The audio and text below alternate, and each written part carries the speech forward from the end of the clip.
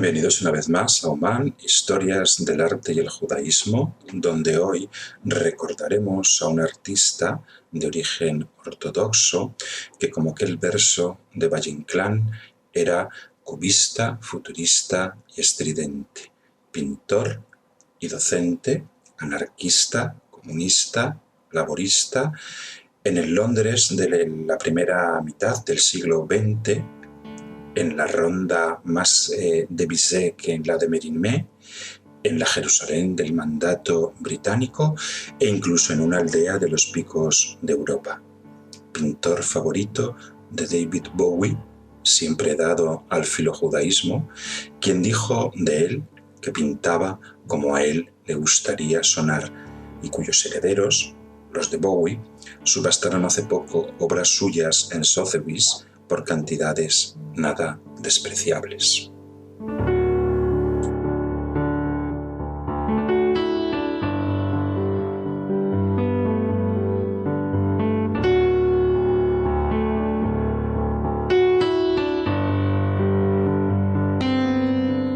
David Bomber era el 11º hijo de una familia de emigrantes polacos ortodoxos dedicados a la peletería, Abraham y Rivka Bomber,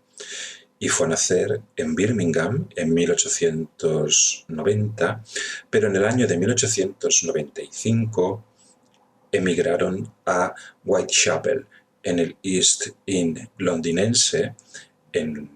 la época y el lugar donde perpetraba sus crímenes Jack el Destripador. Whitechapel, en este momento, un barrio obrero, hoy prácticamente bengalí, y entonces centro de la comunidad judía londinense. El haber crecido en este barrio le permitirá después ser miembro importante de esta convención crítico-didáctica que se dio en llamar Whitechapel Boys, los chicos de Whitechapel, escritores y pintores previo a la Primera Guerra Mundial. En 1911, y debido a dificultades financieras de la familia para sufragar los estudios artísticos de David, el gran retratista decimonónico John Singer Sargent y la Sociedad de Ayuda a la Educación Judía consiguen que sea admitido en la mayor institución académica para el estudio de bellas artes en el Reino Unido, la Slade School of Arts.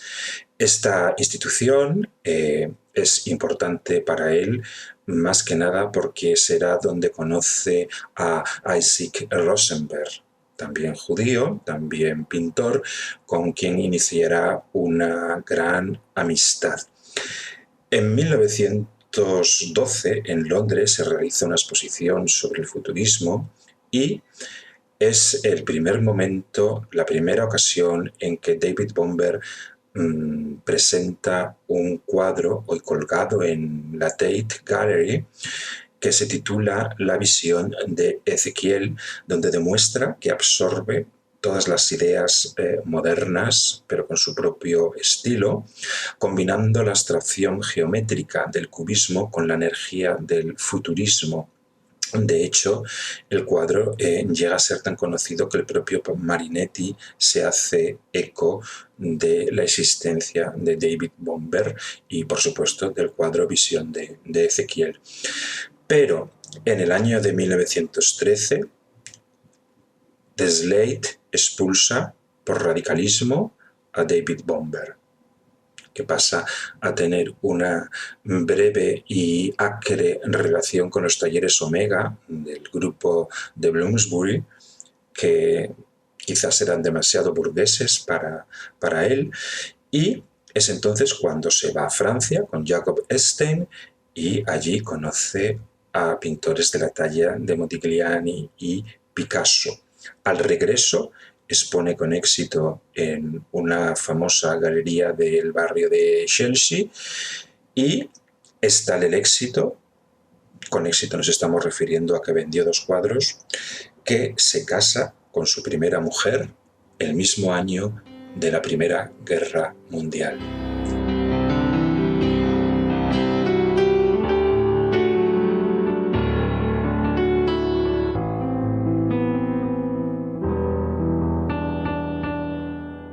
David Bomber combatió en el frente occidental junto a su gran amigo Isaac Rosenberg, que perece en el combate,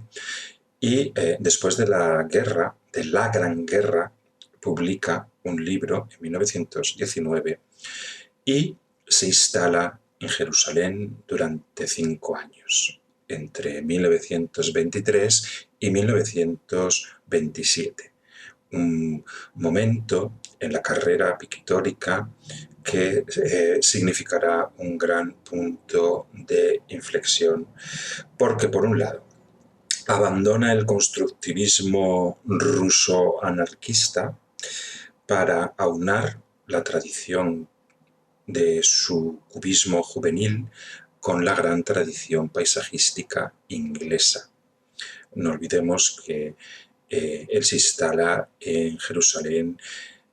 en plena época del mandato británico tras la victoria de la Primera Guerra Mundial sobre el Imperio Otomano.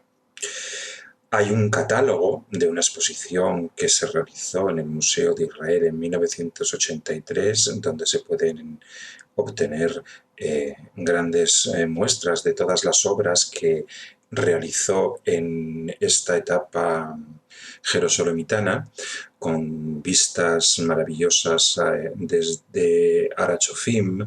o la piscina de Ezequías, y con muchas imágenes también desde la colina de Abu Tor hacia la zona del monte Sión. Hay que decir que también pasa 6 meses dibujando y pintando en Petra, Jordania, y en el año de 1927 retorna a Londres, pero cargando en su paleta con una evidente evolución hacia el expresionismo, como habían hecho autores, pintores como Soutine o Chagall, que también tuvieron una época cubista para pasar hacia el expresionismo. Y además del fondo ortodoxo que tenía David Bomber en su infancia ortodoxa, servirá esta etapa en Israel para lo que quizás sea uno de sus cuadros más emblemáticos, que lo realiza en los años 50, el Shema Israel, una elogía a la unidad de la religión monoteística judía. Una vez que regresa a Londres, sale directamente para Toledo. Allí, en el año de 1928, pintará 12 luminosas obras de la religión toledana, que expondrá en la Galería de Bloomsbury en el año de 1932, en compañía de Lillian Holt, quien sería ya su segunda esposa. Estas obras están hoy colgadas en la Tate Gallery en Londres. Con Lillian, en 1934, se instalan en la ciudad malagueña increíble de Ronda, donde van a estar 18 meses y donde nacerá su hija Diane. Pero por problemas económicos y retrasos de pagos de alquileres y cosas de este tipo, abandonan Ronda y se van justamente al polo opuesto de la península ibérica, a un pequeño pueblecillo llamado Linares, en el desfiladero de la Ermida, en la zona de los picos de Europa, perteneciente a Cantabria, pero que él piensa que es Asturias, porque así titula algunos de sus grandes obras, óleos y carboncillos que pintó en los 4 meses que pasó en esta aldea, y que para su biógrafo Richard Cork, fue un sitio interesante para su obra y que fue una pena que no se pudiera haber quedado más tiempo para quedarse allí pintando. Bomberg en Picos de Europa cometió temeridades como hacer una excursión de 2 semanas sin más compañía que un burro y pintando paisajes que tienen una fuerza expresionista increíble. Pero estamos en la Revolución de Octubre de 1934. En 1935 él se da cuenta de que lo que viene es una guerra civil en España y por el puerto de Santander abandona el mundo de la cornisa cantábrica para radicarse de nuevo en Londres y añorando una paz y una libertad, así dicen sus propios diarios, que no volverá a encontrar como la que encontró en Picos.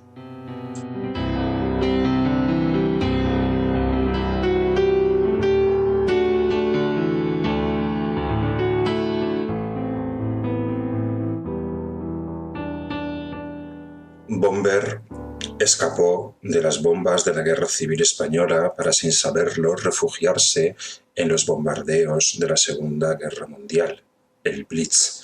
los grandes bombardeos de los años 40 y 41 sobre la ciudad de Londres. Además, estamos hablando de un hombre con 50 años de edad, padre de una niña, y el único medio que tiene para mantener a su familia es el de trabajos por horas como profesor de dibujo en barrios proletarios y, por otro lado, varias frustraciones con marchantes y galeristas. Todo ello, además de algunos proyectos rechazados, le lleva a sufrir intermitentes periodos de depresión que le son un obstáculo para la expresión artística. Poco a poco parece que las cosas van cambiando y consigue ser profesor a tiempo parcial en el Politécnico de Borough, donde tiene como pupilos destacados a Leo Kossoff y Frank Auerbach, con quienes formará,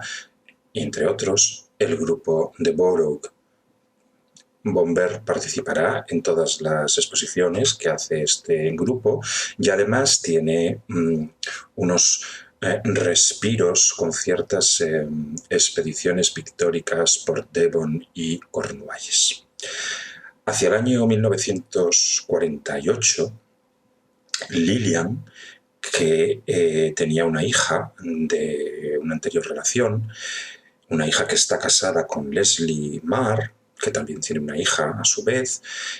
preparan un viaje con toda la familia, con Diana, con Lillian, hacia Chipre en busca de la luminosidad mediterránea perdida en la obra de Bomber. Y será allí donde, de manera ya crepuscular, nos encontremos con los últimos grandes cuadros de Bomber. El viaje termina con una crisis con su mujer, Lillian, y parece ser que la solución pasa por abandonar Londres e instalarse como Rilke, como Orson Welles, en 1954 en Ronda, la ciudad que conocieron leyendo a James Joyce, el Ulises, y que habían ya conocido en los años 30, como hemos hablado antes. Se instalan en una casa que no reunía muchas condiciones frente al hotel de Reina Victoria, pero con mejores vistas que el hotel incluso.